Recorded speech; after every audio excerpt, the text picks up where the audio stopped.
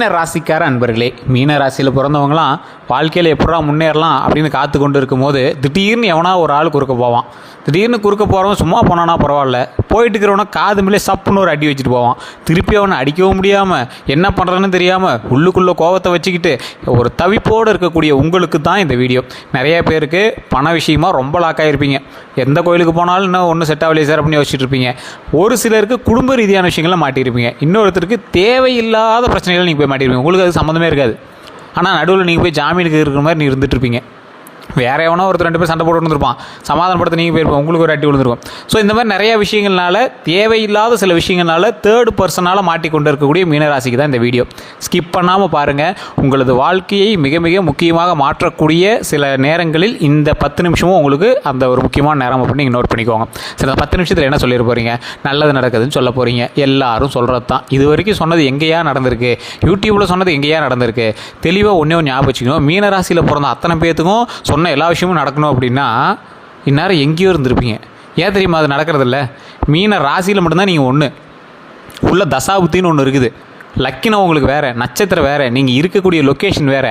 அதே போல் இன்னும் நல்லா தெரிஞ்சுக்காங்க, இது எல்லாமே உங்களுக்கு சமமாகவே இருந்தாலும் நீங்கள் கூட ஒரு 4-5 பேர் வச்சுட்ருக்கீங்களே, உங்கள் குடும்பம், உங்களோட ஃப்ரெண்ட்ஸ் சர்க்கிள், இவங்களாம் அவங்களுடைய ராசியின்படியும் உங்களுடைய ஜாதகம் செயல்படும். இது நீங்கள் நிறைய பேருக்கு தெரியாத ஒரு விஷயம், எந்த ஜோதிடரும் சொல்லாத ஒரு விஷயம்.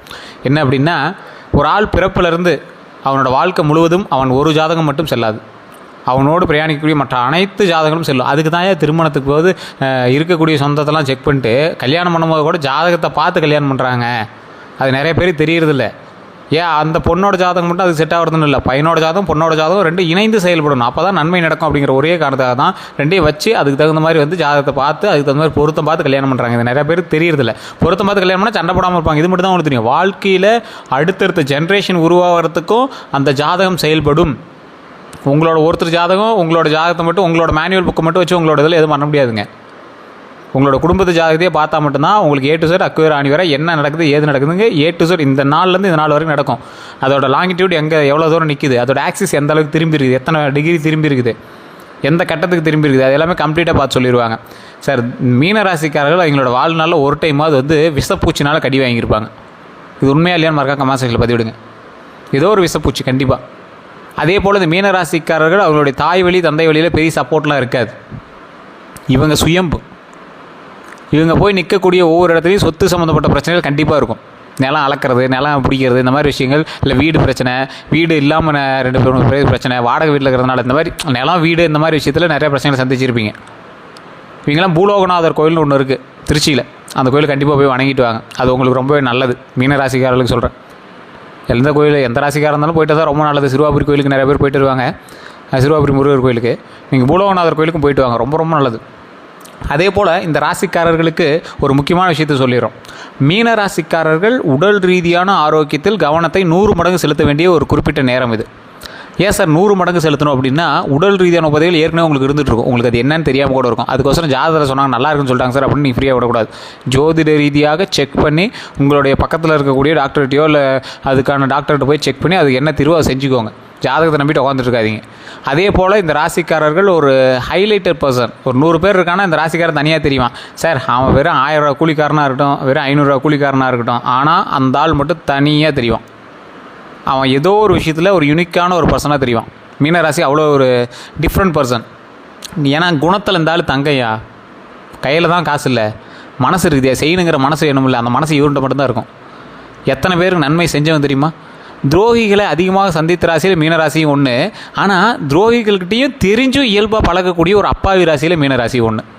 அவன் தான் துரோகம் பண்ணான்னு தெரியும், அவனால் தான் சில விஷயங்கள் நடந்துச்சுன்னு தெரியும். என்ன பண்ண முடியும்? வேறு வழி இல்லை, கிடந்துட்டு போகிறான், பார்த்துக்கலாம், கடவுள் அவனை பார்த்துக்கோ, இந்த மாதிரி சொல்லிட்டு போகக்கூடிய அப்பாவி ஜீவன்களில் இந்த மீனராசிக்காரர்களும் ஒன்று. மீனராசிக்காரர்களை எதிர்க்கக்கூடியவர்கள் அதிகமாக இருக்க மாட்டாங்க.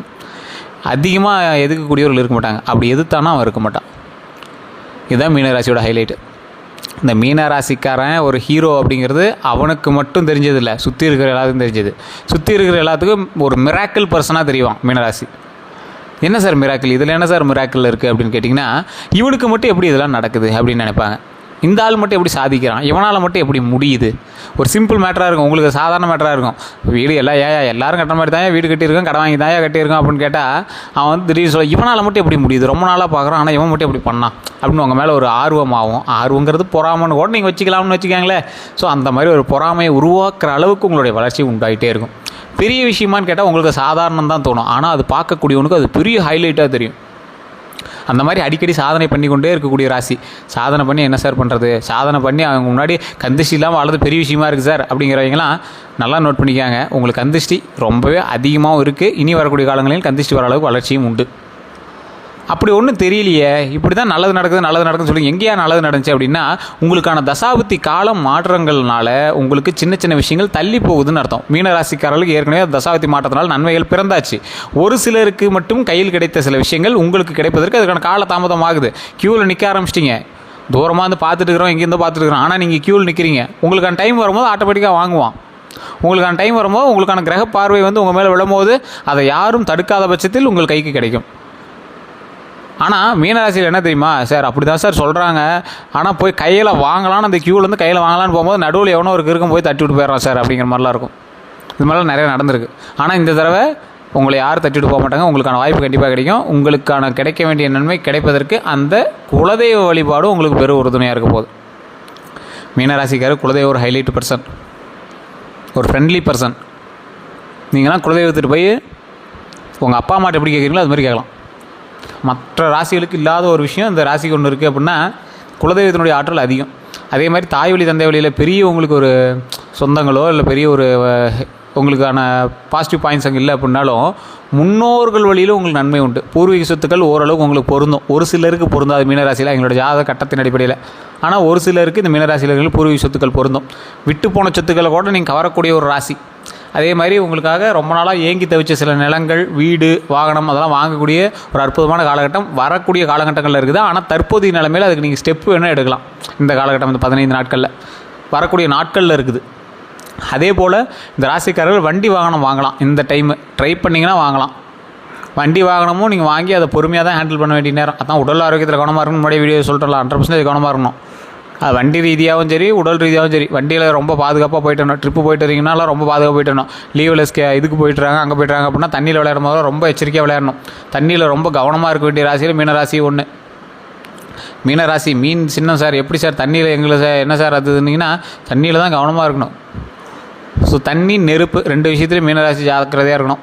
இந்த டைமில் மீனராசிக்காரர்கள் ஒரு புதிய முதலீடு பண்ணுவதோ அல்லது வேறொருவை நம்பி அதீத முதலீடுகள் போடுவதோ இல்லை வேறொருவர் நம்பி ஒரு வண்டி வாகனங்கள் வாங்குவதோ, வேறு ஒரு நபரை நம்பி ஒரு நிலத்தில் இன்வெஸ்ட் பண்ணி அவன் பார்ட்னர் இவன் பார்ட்னர் பட்டாள பேர் அது இதுன்னு நிறையா இது பண்ணுறதோ, இதெல்லாம் ரொம்ப கவனமாக கொஞ்சம் பொறுமையாக நிதானமாக பண்ணக்கூடிய காலகட்டமாக அமையுது. ராசியிலேயே மிகப்பெரிய ஒரு ராசி அப்படின்னா மீன ராசி தான் ஒரு ஜாக்பாட் ராசி. 2026 இந்த சித்திரை பிறக்க போது, இந்த சித்திரை மாதங்களில் இருக்கிறதுலே ஒரு அற்புதமான காலகட்டம் யாருக்கு சார் அப்படின்னு கேட்டால் மீனராசிக்காரனுக்கு தான். மீனராசிக்காரன் ஒரு டாப் நாச் பர்சனாக இன்றைக்கி வரக்கூடிய நாட்கள் இருப்பாங்க. என்ன சார் டாப் நாச், இதெல்லாம் எங்கேயும் கேள்விப்பட்ட மாதிரியே இருக்குங்கிறீங்களா? ஸோ இந்த ராசிக்காரர்களுக்கு ஒரு லக் இருக்குது. அந்த லக்கு கிடைக்கக்கூடிய நேரம், அது லக்குன்னா அது வந்து பெரிய லக்குன்னு நீங்கள் எடுத்து பார்த்துறாதீங்க, ஜாக்பாட் மாதிரிலாம் நினச்சிடாதீங்க. ஒரு குறிப்பிட்ட லக்கு ஒன்று இருக்குது. அந்த லக்கு வந்து உங்களுக்கு கிடைக்கக்கூடிய நேரத்தில் ஒரு தேர்ட் பர்சனாலும் உங்களுக்கு அந்த இது கிடைக்கும். ஆனால் தேர்ட் பர்சன்னாலேயும் உங்களுக்கு ஆபத்தும் உண்டு. இது 2 மட்டும் நீங்கள் கவனமாக வச்சுக்கோங்க. என்ன சார் ஒன்று குழப்பமாக இருக்குது அப்படின்னா, ஒரு தேர்ட் பர்சனாலும் உங்களுக்கு ஆபத்து இருக்குது, ஒரு தேர்ட் பர்சனாலும் உங்களுக்கு ஒரு லக் இருக்குது. அதை நீங்கள் எப்படி ஃபில்டர் பண்ணுறீங்கிறது பொறுத்தா இருக்குது. இப்படி இருந்தால் எப்படியா கண்டுபிடிக்கிறது, தெளிவாக சொல்லு அப்படிம்பீங்க. அதுதான் கிரக மாற்றம், அதுதான் கிரகத்தினுடைய விளையாட்டு, அதுதான் கட்டத்தினுடைய அட்டவணை. ஸோ இதை நீங்கள் கரெக்டாக பண்ணிட்டீங்க அப்படின்னா ஆட்டோமேட்டிக்காக லக் உண்டு. ஒரு சில மீனராசிக்கு இது அமைஞ்சிடும், ஆட்டோமேட்டிக்காக லக்கு ஈஸியாக கேப்சர் பண்ணிடுவாங்க. ஒரு சில மீனராசி கொஞ்சம் பார்த்து தான் பண்ண வேண்டியதாக இருக்கும். நிலபலன்கள், கமிஷன் சம்மந்தப்படுது, ஃபினான்ஸ் சம்மந்தப்படுது, இந்த மாதிரி தொழிலாம் நல்ல லாபம் உண்டு. இதெல்லாம் ரிஸ்க் ஃபேக்டர் தொழில் உங்களுக்கே தெரியும். அதே போல் ரிஸ்க் எடுத்தால் தான் ஓரளவுக்கு மெச்சூர் ஆக முடியும். அப்படிங்கிற காலகட்டத்தில் நீங்கள் ரிஸ்க் எடுத்து பண்ணிங்க அப்படின்னா கண்டிப்பாக லாபம் உண்டு. இந்த ராசிக்காரர்கள் ஒரு வினோதமான சில விஷயங்களை நீங்கள் வந்து பார்க்கக்கூடிய ஒரு நேரம். அதாவது வினோதமான விஷயம் அப்படின்னா லைஃப்பில் உங்களுக்கு புதுசு வீடு புதுசாக வாங்குவீங்க. இது வரைக்கும் புது வீட்டில் இருந்ததில்லை சார், புது வீடு வாங்குறேன் சார். சார் இது வரைக்கும் ஒரு புதிய கார் வாங்கலை சார், புதிய கார் வாங்குறேன் சார். ரொம்ப நாளாக ஆசைப்பட்ட நகை வாங்கணும்னு ஆசைப்பட்ட நகை வாங்குறேன் சார். இந்த மாதிரி ஏதோ ஒரு ப்ளஸ் பாயிண்ட்டு, அதன் மூலமாக லாபகரமான சில விஷயங்கள், அதன் மூலமாக நன்மைக்கான ஒரு விஷயங்கள், இந்த மாதிரி நிறைய நன்மைக்கான விஷயங்கள் வந்து நடக்க இருக்குதுங்க.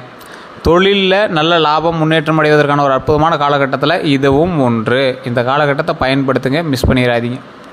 அதே போல் நிறையா பேர் கேட்டுட்டு இருந்த கேள்வி, சார் ஜோதிடம் பார்க்கணும், யாருக்கிட்ட பார்க்குறது? சார் நீங்கள் லோக்கல்லே பாருங்கள் தயவு செய்து. இல்லை சார் எனக்கு லோக்கலில் சாட்டிஸ்ஃபை இல்லைங்கிற பட்சத்தில் வேணும்னா கீழே நான் நம்பர் கொடுக்குறேன் டிஸ்கிரிப்ஷனில், இல்லைனா ஸ்க்ரீனில் நம்பர் கொடுக்குறேன். ஃபேஸ்புக்கில், யூடியூப்பில் பார்த்தீங்கன்னா டிஸ்கிரிப்ஷனில் இருக்கும், ஃபேஸ்புக்கில் பார்த்தீங்கன்னா ஸ்க்ரீனில் இருக்கும். அந்த நம்பரில் ஏதோ ஒரு நம்பருக்கு ஃபோன் பண்ணுங்கள். வாட்ஸ்அப் லிங்க்கும் கொடுத்துருவோம், அதிலையும் நீங்கள் வந்து பேசி தெரிஞ்சுக்கலாம். இல்லை சார் ஃபோன் பண்ணால் பிஸின்னு வருது, அப்பாயின்மெண்ட் தர மாட்டேங்கிறாங்க அப்படின்னா கொஞ்சம் வெயிட் பண்ணி தான் பண்ணுற மாதிரி இருக்கும். அதனால தான் சொல்கிறேன் நீங்கள் லோக்கலில் கூட பார்த்துக்கோங்க அப்படின்னு. இல்லை சார் நான் வெயிட் பண்ணியே பார்க்குறேன் அப்படின்னா அப்பாயின்மெண்ட் வாங்கிட்டு பாருங்கள். ஸோ இது ஓரளவுக்கு எல்லாம் விவிஐபிக்கு ஜோதிடம் பார்க்கக்கூடிய ஜோதிடனுடைய நம்பர் தான் கொடுத்துருக்கோம். ஸோ அதற்கு தகுந்த மாதிரி தான் எல்லாமே இருக்கும். அதுக்கு தகுந்த மாதிரி நீங்கள் வெயிட் பண்ணி பார்க்குறதா இருந்தாலும் பாருங்கள். கொஞ்சம் வேணும் அப்படின்னா நீங்கள் வெயிட் பண்ணி கூட பார்க்கலாம். வேறு எந்த கருத்துக்கள் இருந்தாலும் நீங்கள் வந்து மறக்காம கமெண்ட் செக்ஷனில் பதிவு விடுங்க. நம்ம சேனலை ஃபாலோ பண்ணாமல் நீங்கள் எத்தனை நாள் பார்த்துருக்கீங்க, தயவுசெய்து ஃபாலோ பண்ணிக்கோங்க. அதே போல் யூடியூப்பில் பார்த்துருக்கிறவங்க இது வரைக்கும் நம்ம சேனலை சப்ஸ்கிரைப் பண்ணாமல் பார்த்துருக்கீங்க, சப்ஸ்கிரைப் பண்ணிட்டு பக்கத்தில் பெல் பட்டனை ப்ரெஸ் பண்ணி அதில் ஆல் அப்படின்னு கிளிக் பண்ணிக்கோங்க. ஏன்னா உடனுக்குடனாக அடுத்தடுத்து என்ன நடக்கும் அப்படின்னு தெளிவாக சொல்லுங்கள். 15 நாளைக்கான அட்டவணை ஃபுல்லாக உங்களுக்கு கம்ப்ளீட்டாக சொல்லியாச்சு. அடுத்த 15 நாளைக்கானது கம்ப்ளீட்டாக நம்ம சொல்லப்போகிறோம். ஸோ தேர்வு பண்ணி நீங்கள் வந்து செய்யலாம். இந்த நாளில் இது பண்ணலாம் அப்படிங்கிறது நீங்கள் வந்து தேர்வு பண்ணி பண்ணலாம். ஸோ அதனால் வேறு எந்த கருத்துக்கள் இருந்தாலும் மறக்காமல் நீங்கள் வந்து கமெண்ட் செக்ஷனில் பதிவிடுங்க. உங்களுடைய கருத்துக்கள் எதுவாக இருந்தாலும் நான் சொன்னது உண்மையாக